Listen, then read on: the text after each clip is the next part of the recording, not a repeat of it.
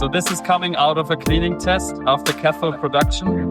The calendar is at 90 degrees and we have seen a 10-minute wash cycle here.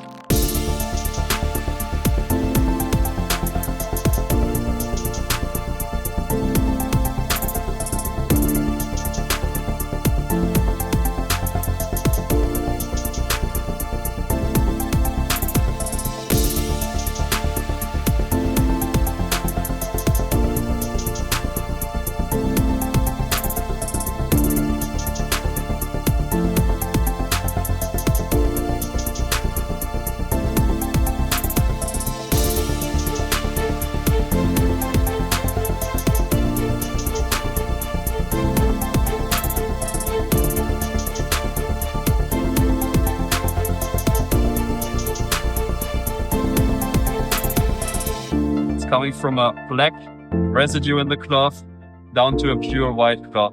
So there's proof that the cleaning was successful.